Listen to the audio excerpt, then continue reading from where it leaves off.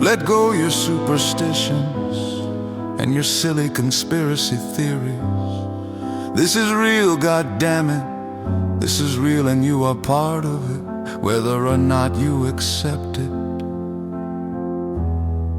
you are part of it.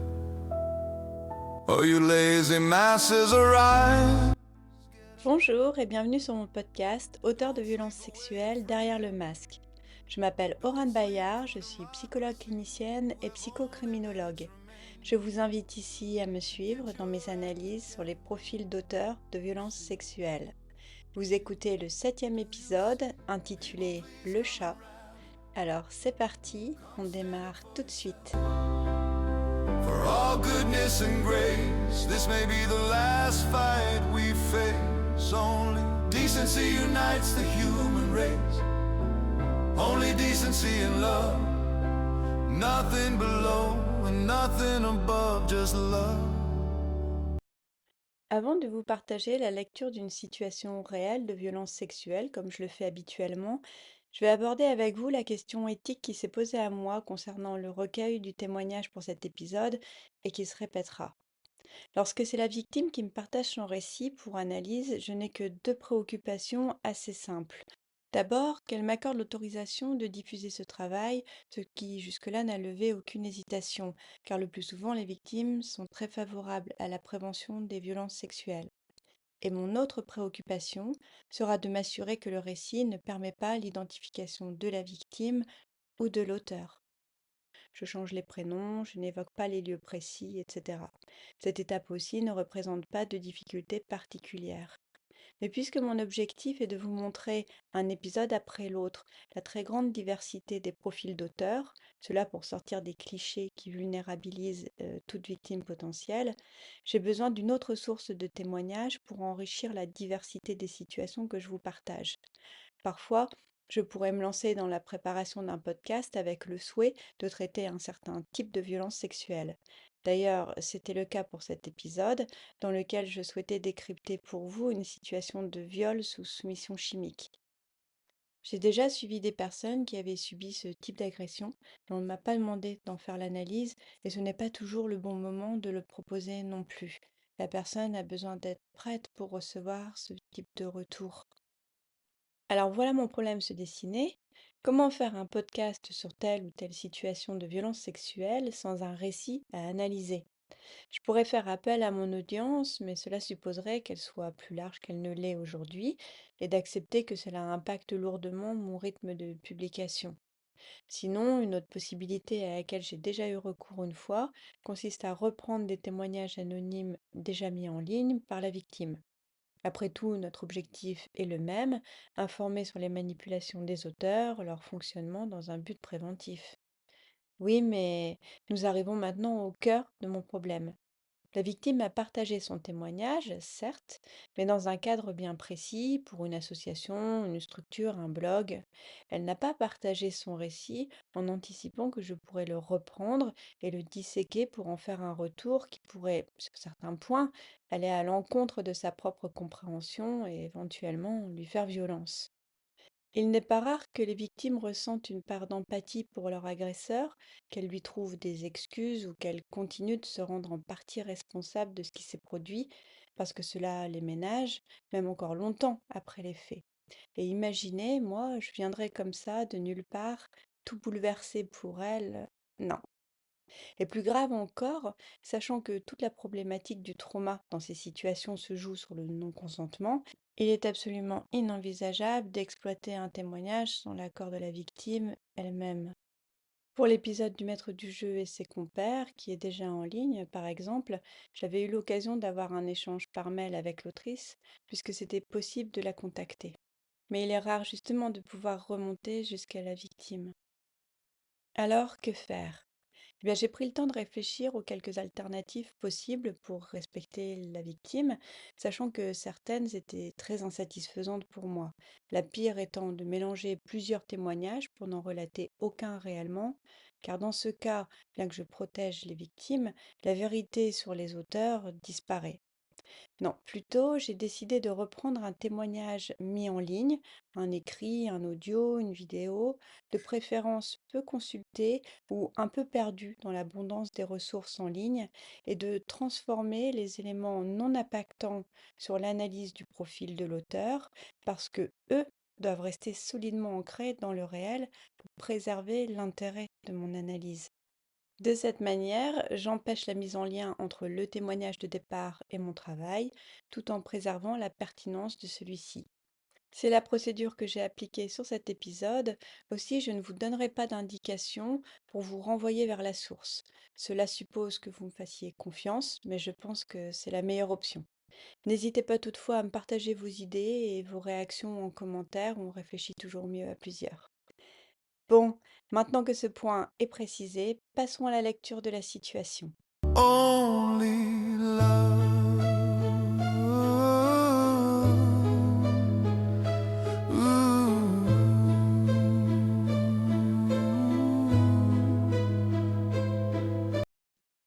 Voici donc le récit, en partie transformé, qu'une victime a partagé en ligne. Il est assez caractéristique des situations de viol avec soumission chimique, ou on dit aussi parfois sous camisole chimique. Nous sommes en 2019, quelque part en France. C'est la fin de l'été, il fait beau et les jours s'étirent encore jusqu'en début de soirée. Une femme de 35 ans, dans une relation amoureuse à distance et maman solo, est invitée à dîner sans chichi chez un homme qu'elle connaît depuis des années. Appelons-le Patrick. Ils se côtoient dans l'orchestre amateur qu'elle a intégré il y a 8 ans. Lui en était déjà un membre actif depuis qu'il avait emménagé dans la région des années encore plus tôt. Ils partagent le même pupitre, c'est-à-dire qu'ils jouent du même instrument, mais ils ne sont pas assis côte à côte non plus. Dans les moments de relâche, il leur arrive de discuter à deux ou à plusieurs. Ils ont une bonne relation, sans attirance ni séduction. Rien qui ne distingue vraiment le lien qui les unit des autres relations entretenues au sein de l'orchestre. Lui se montre sympathique, rien de suspect ne transparaît dans ses comportements. Ce soir-là, la femme se rend chez Patrick. C'est la première fois qu'ils se retrouvent tous les deux, mais il n'y a pas de gêne. Il fait encore beau et ils dînent dans le jardin. Depuis quelques mois, des changements importants ont lieu dans leur ensemble musical. Ils ont un nouveau chef d'orchestre qui ne fait pas l'unanimité et en réaction, certains musiciens s'en vont. Ils en discutent. L'échange est fluide, intéressant. Ils mangent bien et boivent de l'alcool de manière très raisonnable. Quand la femme annonce qu'elle est prête à rentrer chez elle, il insiste gentiment pour lui servir un dernier verre au salon. Elle accepte et rapidement réalise qu'elle ne maîtrise plus très bien ses mouvements. Elle manque de tomber en se cognant sur la table basse lorsqu'elle se relève pour annoncer de manière plus décidée qu'elle part. Dès lors, Patrick se fait plus tactile et entreprenant. Il insiste pour qu'elle reste, guide ses mouvements pour la coucher sur le canapé et va même jusqu'à l'embrasser. Il paraît serein et ravi. Et la boucle se répète. Elle tente de partir, dit qu'elle ne veut pas rester, dit non quand il insiste pour qu'elle reste, et lui la rattrape pour l'allonger sur le canapé qu'il avait préparé avant en le disposant de manière à lui compliquer la tâche pour s'en extraire. La femme se sent molle, sans force, et remarque qu'elle ne parvient plus à commander ses gestes. Lorsqu'il la pénètre, elle continue de s'opposer verbalement comme elle peut, mais se sent spectatrice de ce qui lui arrive. Je dois ici faire un petit aparté dans la narration pour vous préciser une chose. La pénétration elle-même n'est pas décrite dans le récit et je ne peux pas demander à la victime de me préciser les choses. Les informations dont je dispose, que j'ai pu déduire de la suite du témoignage, suggèrent qu'elle n'a pas été déshabillée, probablement juste la culotte baissée, que le viol correspondait à une pénétration vaginale sans préservatif, avec possiblement une éjaculation. Allez, maintenant que c'est précisé, reprenons. Après les faits, la victime rentre chez elle, se douche et va se coucher. Au réveil, elle est confuse, se sent mal, s'interroge, et c'est en appelant sa mère qu'elle réalise qu'elle a été droguée. Dans les jours qui suivent, elle va porter plainte. Lui dira qu'il y a bien eu un rapport sexuel, mais que la victime était consentante.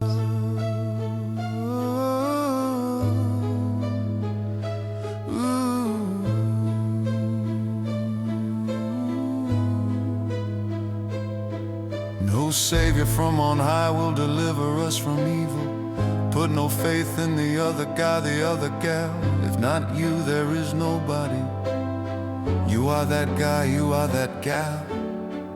You the man, you the woman. Go for it, stand up.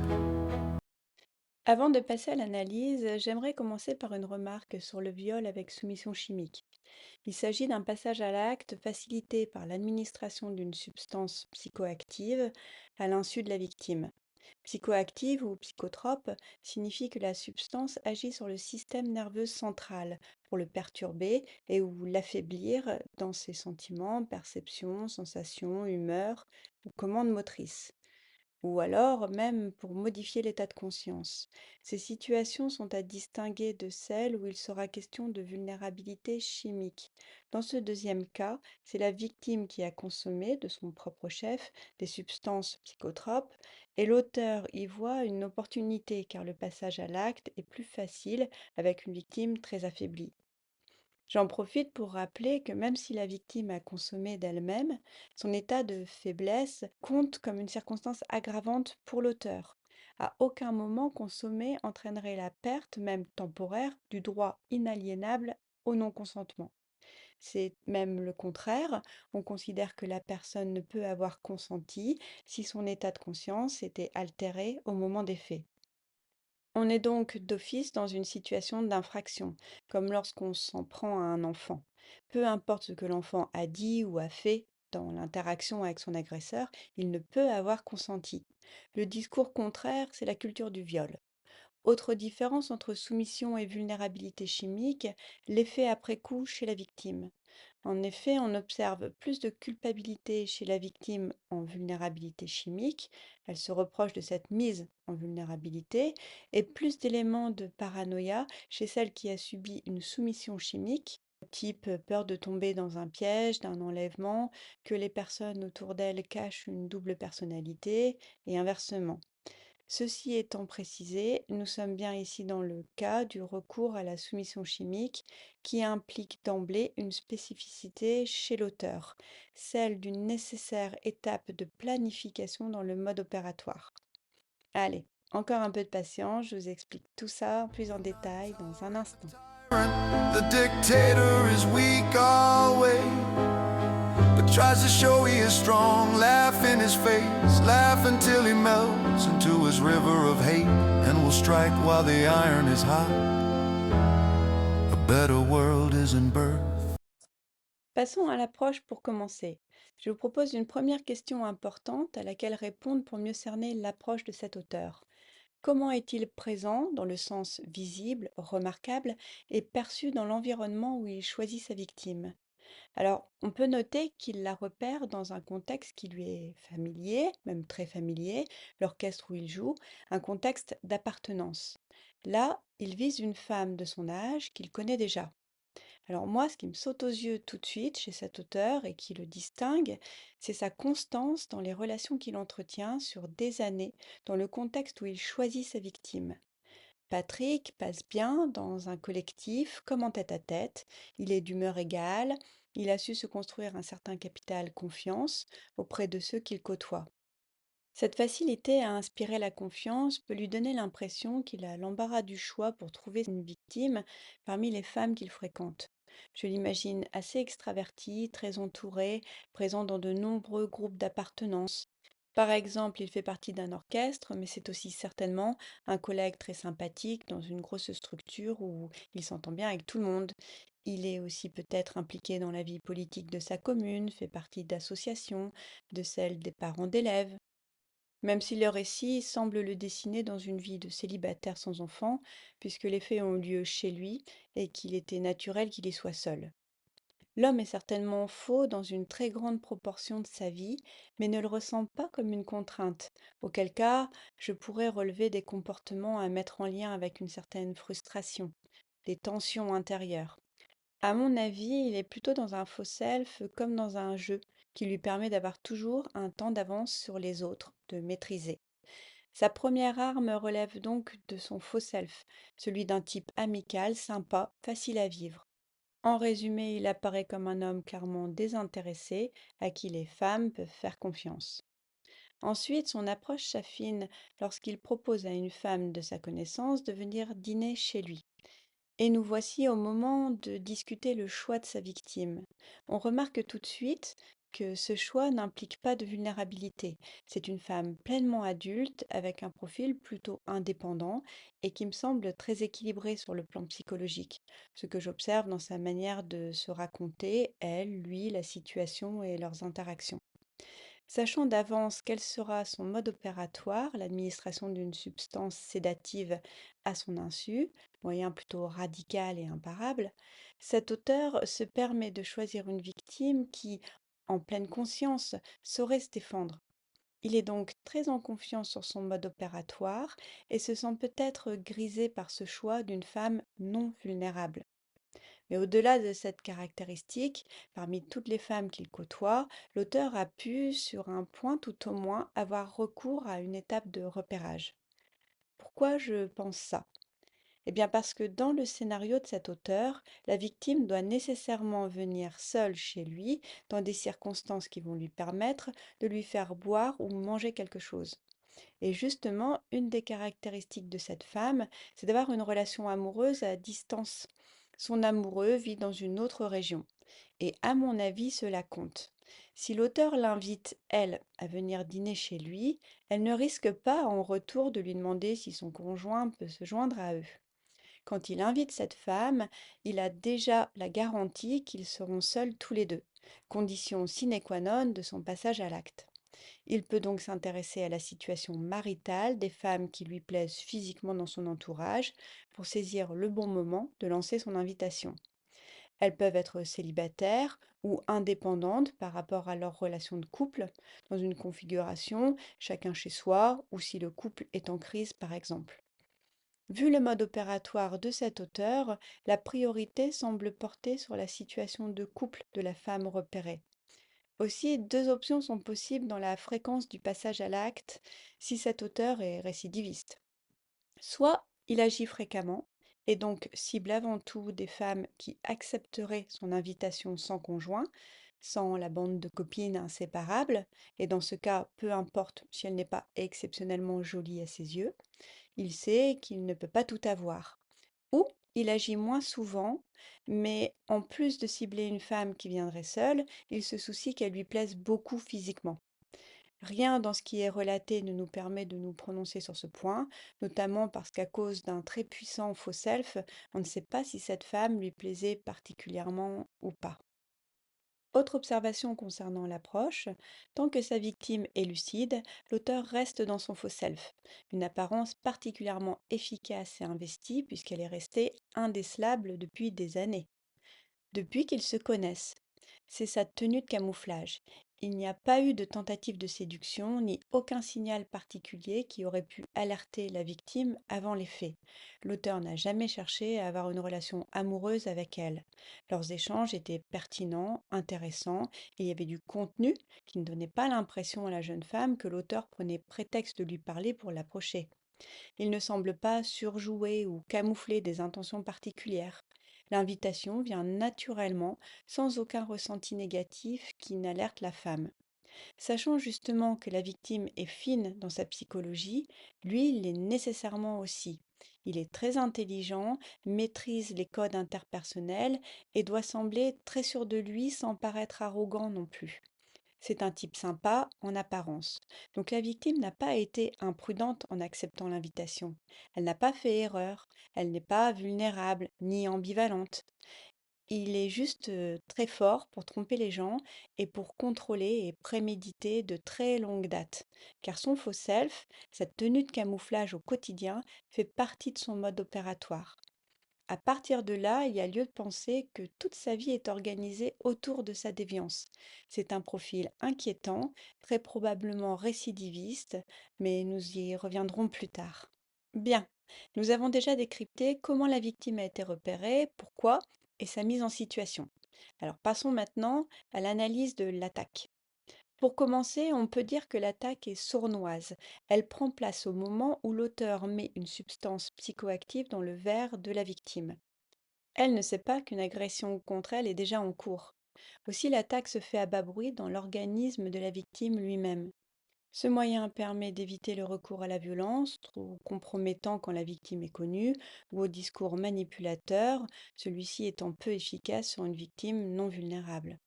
L'attaque s'opère dans la probable jubilation intérieure de l'auteur, qui se délecte de maîtriser la situation, d'autant plus que la victime, elle, ne va très vite plus la comprendre ni pouvoir s'en défendre. Pour mettre cet aspect de la psychologie de l'auteur en lumière, j'ai choisi de vous présenter le déroulé en m'appuyant ponctuellement sur une métaphore particulièrement ajustée à cette situation. C'est la notion de jeu qui me semble tout à fait correspondre à l'univers mental de cet auteur. C'est donc le moment de vous expliquer pourquoi j'ai intitulé cet épisode Le chat. Eh bien, parce que c'est ce que j'ai ressenti à la première lecture de ce témoignage. Un chat, c'est tout mignon et câlin avec les personnes de la famille, mais si vous avez déjà eu un chat, vous savez aussi qu'on ne le reconnaît plus lorsqu'il se met dans un petit coin pour jouer et chasser la souris. Cette représentation de notre petit félin domestique met bien en évidence cette dualité, doux, prédateur, dans le sens où il prend plaisir à chasser, puisqu'il joue avec la souris avant de la tuer.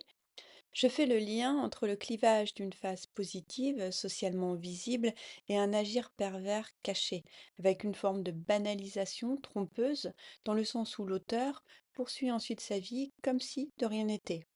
Le chat aussi se cache pour jouer avec la souris. D'ailleurs, vous avez peut-être déjà observé comme il bascule soudain dans le stress si vous approchez de lui à ce moment-là.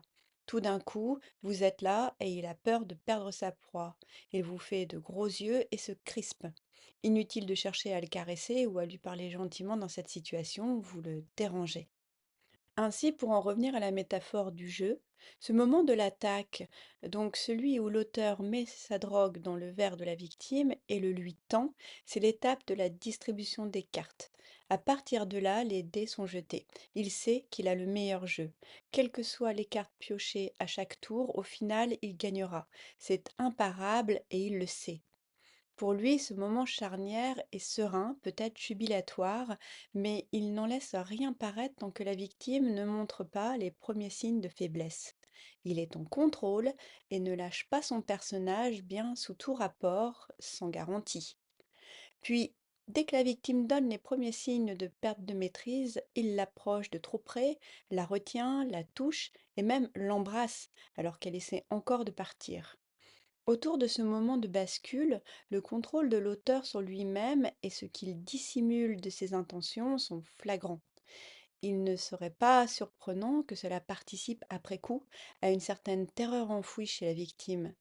D'ailleurs, dans ces situations de viol sous soumission chimique, on observe souvent une réaction péritraumatique très puissante au réveil, avec par exemple des hallucinations sensorielles qui rappellent les faits, un éprouvé dissociatif très angoissant et l'incapacité de se reconnaître dans un miroir, qui est en même temps une expérience perturbante, mais très fréquente après un trauma. Cela car sous psychotrope, comme en état dissociatif, la terreur peut avoir disparu du conscient, mais avoir agi ou agir quand même après coup. Les manœuvres manipulatrices de cet auteur se jouent davantage sur le contexte que sur la victime elle-même. Il est de ce genre d'auteur qui use des anomalies situationnelles, plus que de la manipulation directe sur la victime, trop facilement décelable, surtout par une victime qui sait réfléchir sans mettre en doute ses ressentis. Manifestement, protéger son apparence, le capital confiance qu'il inspire, est fondamental pour lui. Dans le passage à l'acte lui-même, l'auteur semble chercher à épuiser sa victime. Elle est dans un piège où tout ce qu'elle pourrait tenter se retourne contre elle. Lorsqu'elle cherche à partir encore et encore, elle accélère la circulation sanguine dans son corps, ce qui en conséquence accélère l'apparition des effets sédatifs. À cet endroit, je vous propose de faire un petit point sur l'usage de la soumission chimique. Avec ce mode opératoire, l'auteur doit faire un choix entre abaisser le niveau de conscience de la victime pour affaiblir ses résistances et sa compréhension, ou décider de plonger sa victime dans un état d'inconscience complet. Il arrive parfois que l'auteur obtienne l'un alors qu'il aurait souhaité l'autre. La victime est encore consciente alors qu'il la voulait endormie ou inversement. Et cela nous informe sur le fait qu'il contrôle mal. Nous sommes donc ici dans la première situation, quand l'auteur veut abaisser le niveau de conscience de la victime. Et les motivations peuvent être de deux ordres. Soit l'auteur est intéressé par les aspects pratiques, facilitant la soumission chimique, soit il est intéressé en regard de sa gratification sexuelle. Dans le premier cas, lorsque l'auteur est intéressé par les aspects pratiques, il peut vouloir affaiblir les défenses de la victime pour faciliter son passage à l'acte et prétendre ensuite qu'il a cru qu'elle était consentante car elle était consciente et elle ne s'est pas débattue. Donc, c'était un rapport consenti. Dans ce cas, l'auteur se soucie exclusivement de se dégager en cas d'accusation. Il n'a pas peur de la plainte, ni que la victime ait conscience d'avoir été abusée.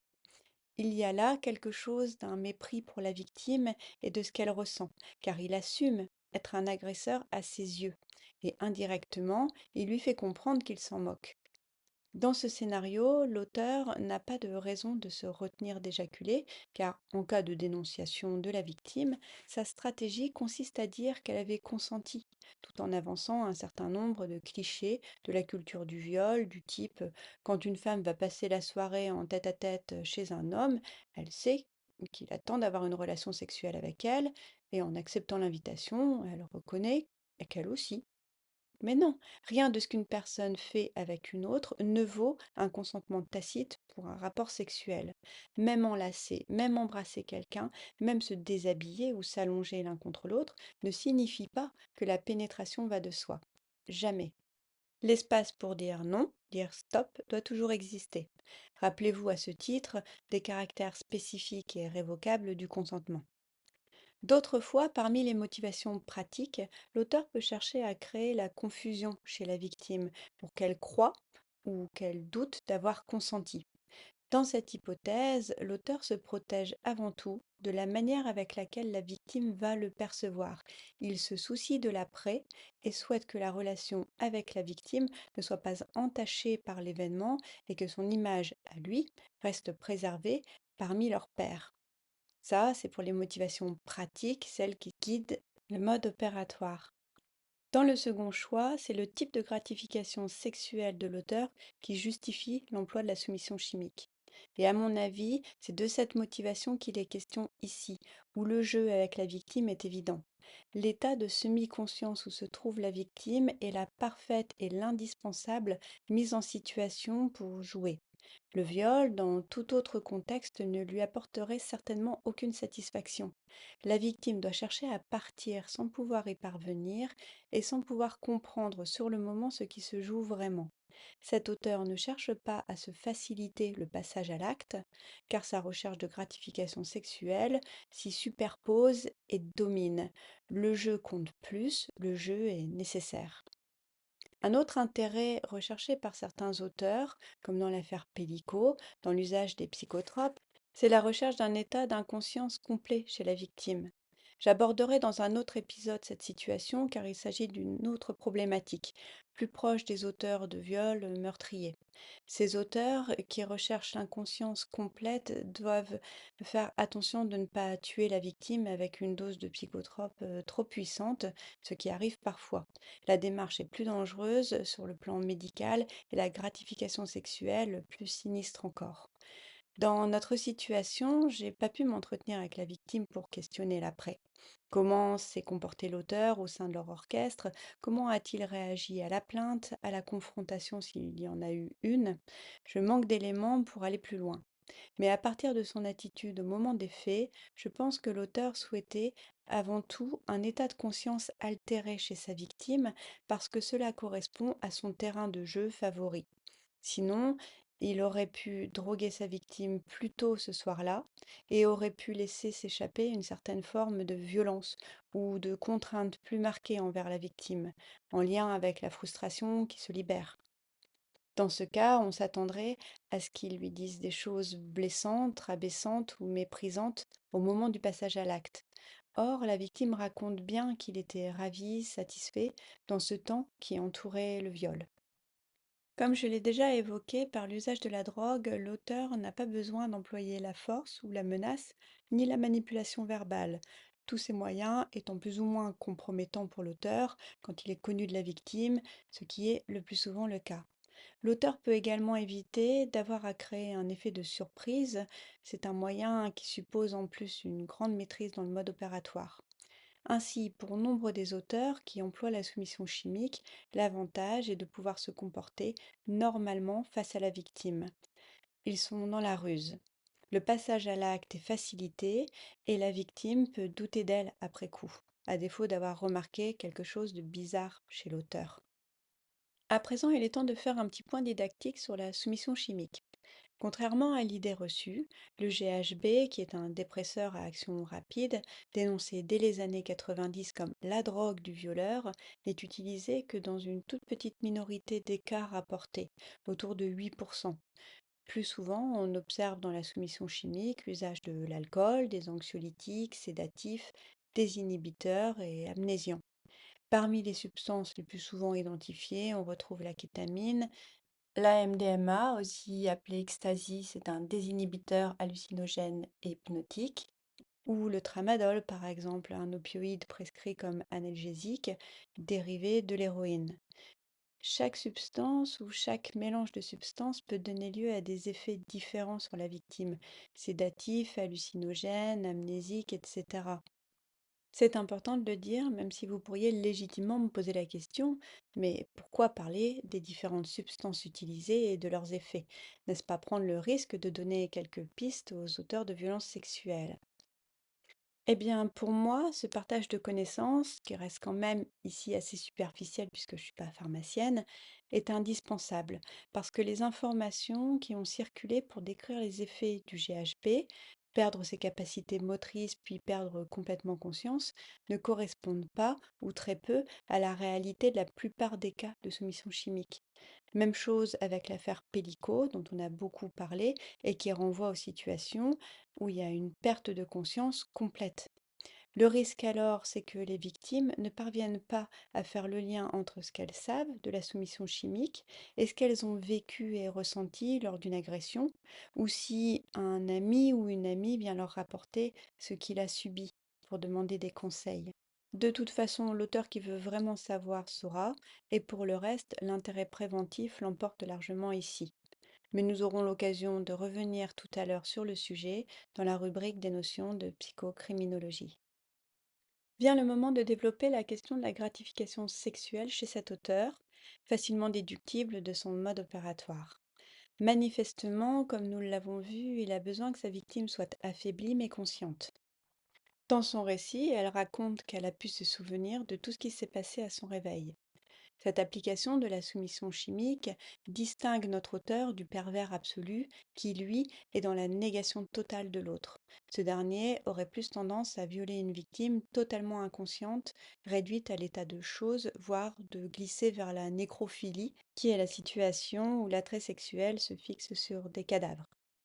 Évidemment, cette dernière option est très spectaculaire, mais ce n'est pas du tout le cas ici, où il n'y a ni négation de l'autre, ni haine, ni rage, ni même colère.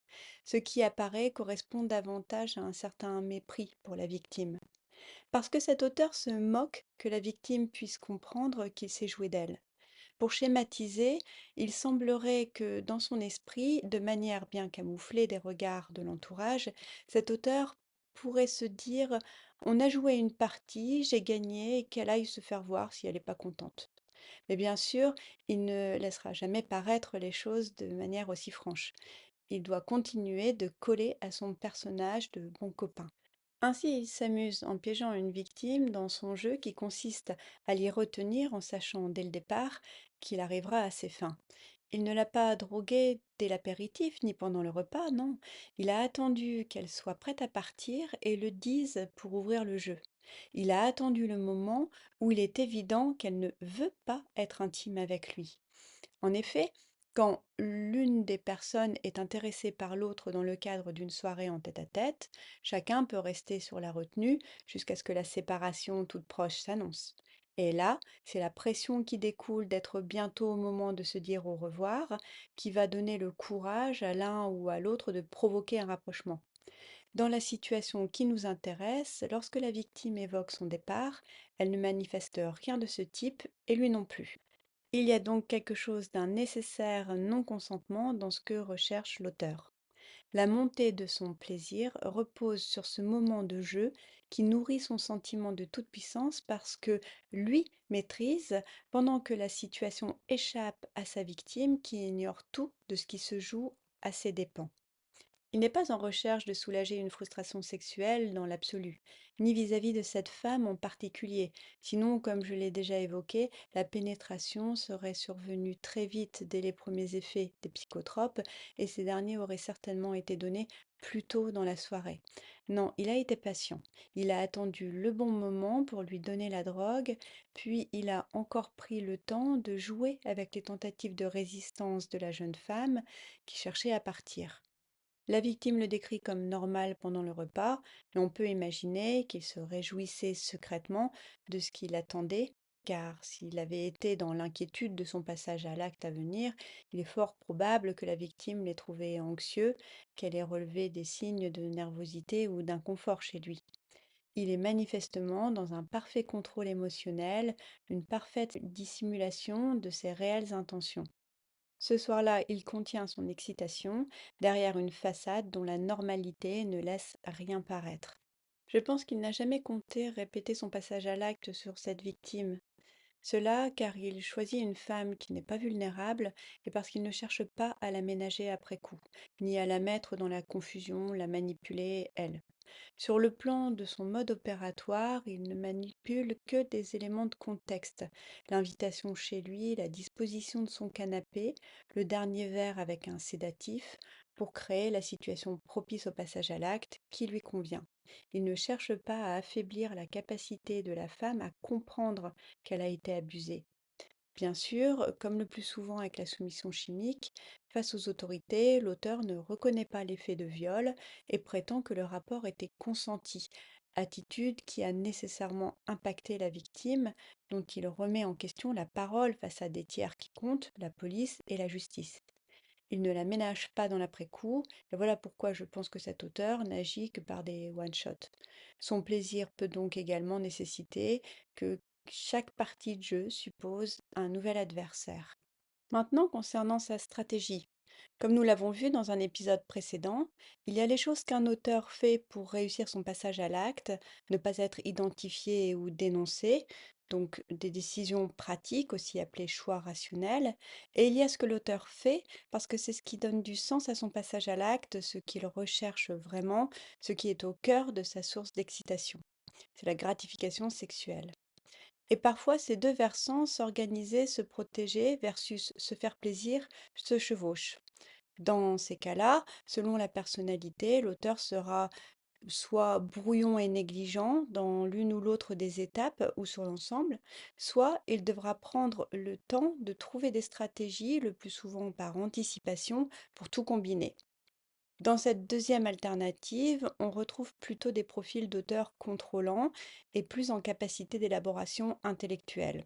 C'est le cas justement de notre auteur, dont la gratification sexuelle nécessite de connaître la victime, car il est excité par le fait de jouer avec la limite du moment où il fait tomber le masque, de jouer avec l'ambiguïté du moment et de la relation qui bascule vers quelque chose qui échappe à la victime. Là, il pourrait penser quelque chose du genre: elle ne veut pas, mais moi je sais que ça va lui arriver parce qu'elle ne pourra pas indéfiniment s'opposer et je jubile en attendant qu'elle capitule. Il est dans un jeu psychologique qui n'implique que lui et le non-consentement de la femme. Il n'envisage pas d'aller chercher son consentement, même par la manipulation. Non, il ne veut pas la conquérir, il veut gagner la partie. En effet, faire une conquête, c'est s'approprier l'autre ou une partie de l'autre. Or ici, l'intérêt de cet auteur est de gagner contre un adversaire, ce qui permet de désirer quelque chose de l'autre tout en le gardant à distance, la victime en l'occurrence.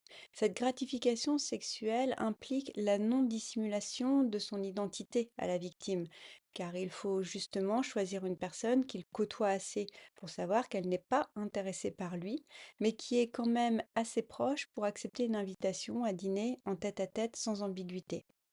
S'en prendre à une inconnue le priverait de la partie de jeu, car dans ces cas-là, l'auteur brutalise le non-consentement et ne joue pas avec. Voilà pourquoi il n'y a jamais eu de tentative de séduction de sa part vis-à-vis de la victime, enfin en tout cas c'est ce que je pense. Elle lui plaît, peut-être physiquement, mais avant tout et sans surprise, ce qui l'intéresse, c'est jouer avec son non-consentement. Pas le combattre, pas le faire disparaître, jouer. Elle doit donc rester consciente, mais affaiblie. Il aime entamer une partie en sachant qu'il a la carte maîtresse dans son jeu et qu'il gagnera quoi que la victime tente de jouer. Tout cela ressemble assez à une personne qui porte en elle des traits marqués d'obsessionnalité, c'est-à-dire qui va inconsciemment être guidée par une symbolique psychologique qui vise à garder l'autre à distance affective, car l'autre est une menace au contrôle qu'il a besoin d'exercer sur son environnement et sur son équilibre personnel. Nous sommes à nouveau dans une élaboration psychanalytique, mais le tableau semble pertinent. Si on tire le fil, cela implique l'omniprésence du contrôle, peut-être des tocs. Cet auteur est peut-être maniaque en préoccupation sur sa personne, son apparence. La victime ne le dit pas, mais j'aurais aimé la questionner sur ce point. Avant de conclure sur l'analyse de cette situation, je vous propose de faire un point sur celle des risques. Pour la victime, nous n'avons pas ses antécédents de vie, mais nous savons qu'elle est dans la trentaine, qu'elle mène une vie stable et équilibrée, qu'elle arrive à parler des faits à son entourage très rapidement, à agir en allant porter plainte et en acceptant d'être examinée dans son intimité, ainsi que de fournir un échantillon capillaire. Pour le reste de l'évaluation de la victime, la façon très clairvoyante avec laquelle elle raconte son histoire et le fait qu'elle n'a pas fait d'erreur d'interprétation ni avant ni au moment des faits me donne à penser qu'il s'agit d'une femme psychologiquement équilibrée. Entendez par là non marquée par des situations d'abus ou de trauma antérieurs. Sa lucidité, son âge et sa personnalité m'amènent à considérer que son degré de vulnérabilité est faible. Et rappelez-vous cette logique, plus une victime est en capacité de se défendre, plus les moyens employés par l'auteur seront forts et compromettants, à moins que la gratification sexuelle de l'auteur nécessite la violence, auquel cas il peut frapper fort, même sur une victime très vulnérable. En ce qui concerne les risques pris par l'auteur, il est pour moi certainement récidiviste, car il fait montre d'une très grande maîtrise de la situation et de ses affects.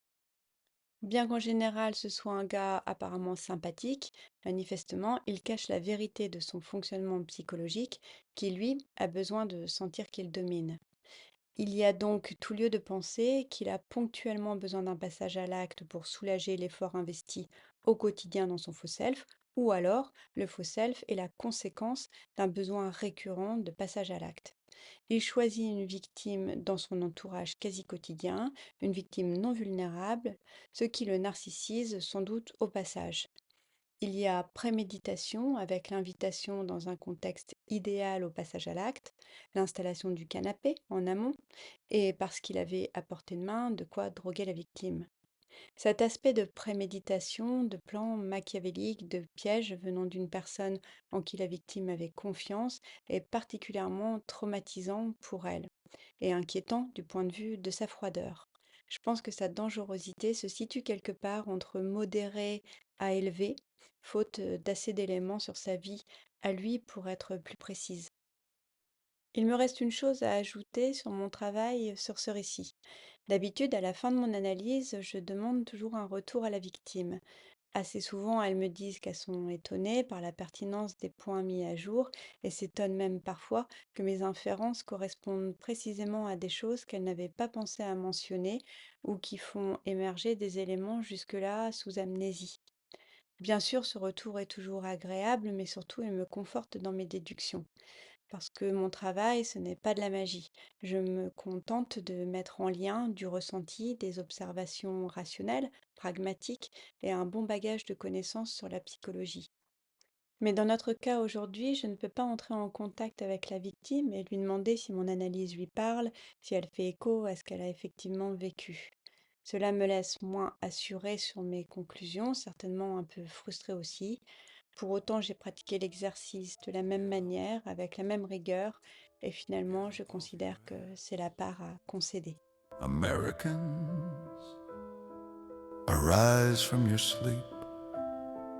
Rise up for your life, because reason is in revolt and chaos now thunders. at the end of the American experiment. À noter pour conclure sur l'analyse, cette situation a été rapportée aux autorités, mais je n'ai pas d'informations sur les suites judiciaires. La victime relate une prise en charge de grande qualité avec un OPJ, donc un officier de police judiciaire, très à l'écoute, attentif à son état psychologique, fragile et qui lui a donné les bons conseils en l'envoyant rapidement subir un prélèvement capillaire pour que soit réalisée une analyse toxicologique et pour être reçu par un médecin légiste qui a identifié des lésions dans le vagin compatibles avec un fait de viol. J'en profite pour vous donner quelques informations sur les analyses toxicologiques. Le délai pour réaliser un test capillaire en recherche de substances psychoactives est de 4 à 6 semaines après les faits, selon les molécules qu'on va rechercher.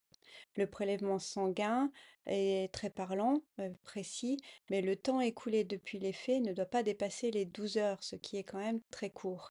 Il est aussi possible de demander une analyse des urines et dans ce cas, la victime a 24 heures après les faits pour agir. Dans ces deux derniers cas, donc sanguin et urine, ces délais relèvent presque malheureusement d'une mission impossible si on tient compte du fait que le premier réflexe chez la plupart des victimes va consister à se doucher et se coucher le plus vite possible après les faits pour tenter d'effacer, symboliquement au moins, l'expérience traumatique, l'oublier. Si vous avez vécu une situation de ce type, qui vous a laissé dans une confusion sur votre état mental au moment des faits, voire si vous avez constaté une amnésie inexplicable, ne perdez pas de temps à douter tout seul dans votre coin. Les jours sont précieux et aucun auteur de soumission chimique ne peut empêcher que votre corps et vos cheveux, à minima, gardent la trace de son méfait. Saisissez cette arme pour vous défendre, à savoir, toute personne peut se présenter au service médico-légal de tout CHU pour demander des prélèvements et constatations sans obligation de porter plainte. Come stand up for yourself, for all goodness and grace. This may be the last fight we face. Only decency unites the human race. Only decency and love. Nothing below and nothing above, just love. Only love.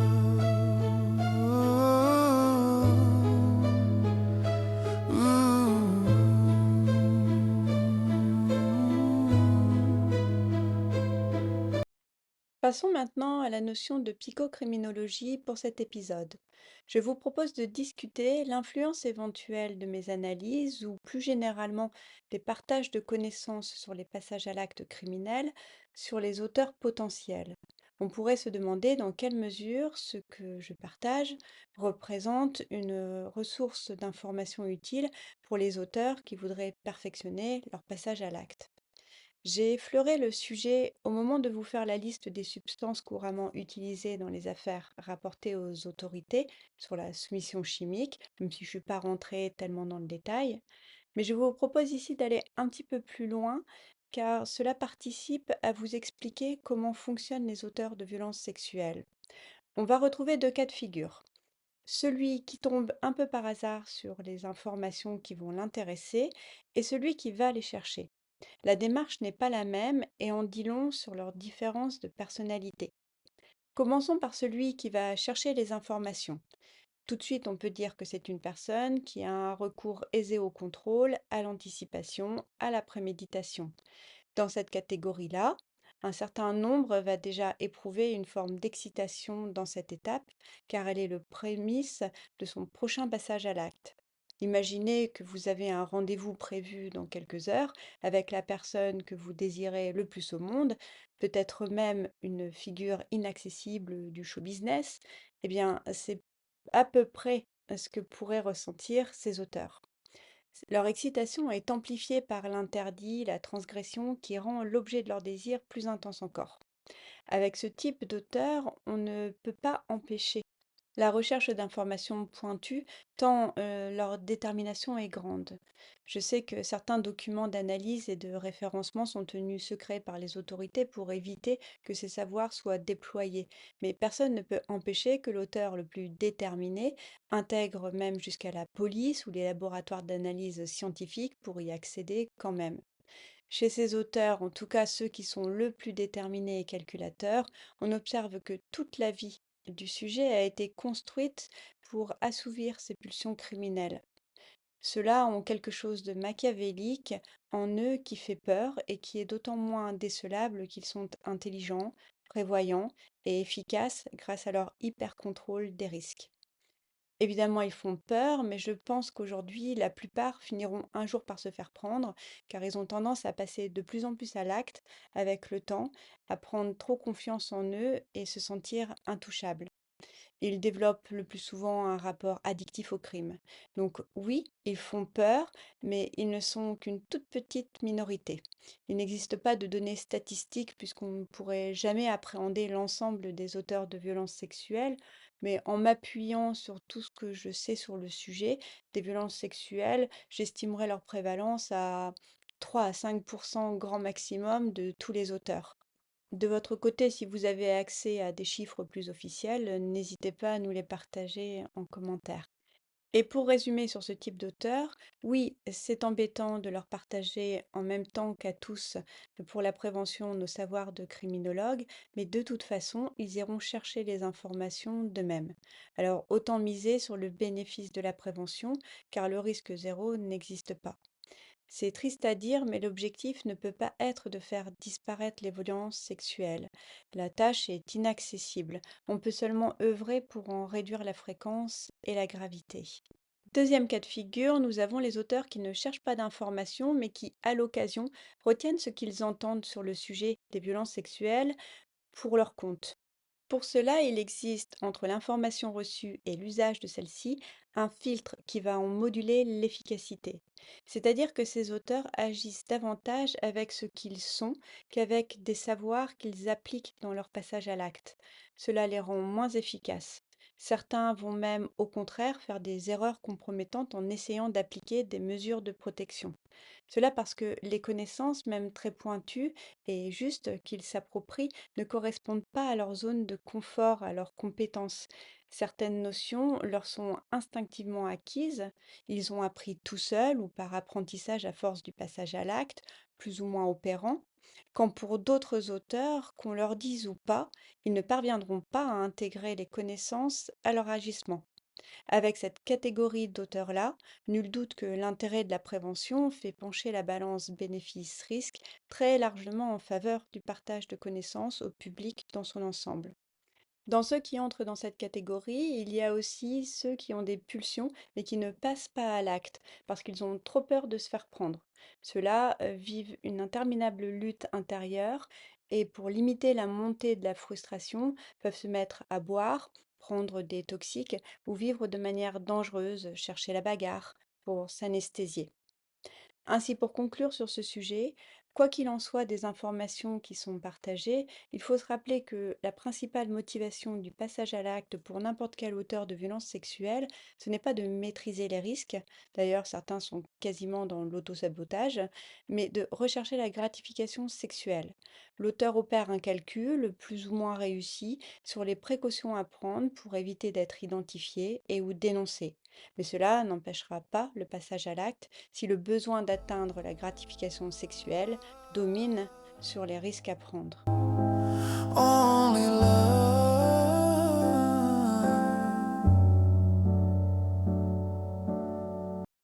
Pour clore ce podcast, je vais répondre à une question qui m'a été posée. À quelle fréquence avez-vous prévu de poster les nouveaux épisodes? Alors c'est une très bonne question puisque j'ai mille peines à me fixer moi-même un rythme sur cette activité. J'aime beaucoup passer du temps à analyser les récits et à enregistrer mes podcasts, mais c'est un passe-temps très chronophage, je pense qu'on peut aisément se l'imaginer. Je peux y consacrer une heure dans la journée quand c'est possible, une soirée de temps en temps et une journée complète le week-end. Aussi, entre une pratique professionnelle à temps plein et le souhait de garder de l'espace pour ma vie privée, c'est un rythme à prendre. Pour l'heure, et grâce à votre question qui m'impose de prendre une décision sur ce sujet, je propose de m'engager sur un rythme de diffusion d'un nouvel épisode tous les mois, avec une variance possible. Un peu The plus rich si je are prends des free from vacances et un obligation. peu moins sur des périodes The moins laws chargées are only for the professionnellement. poor. Too long we've languished in subjugation.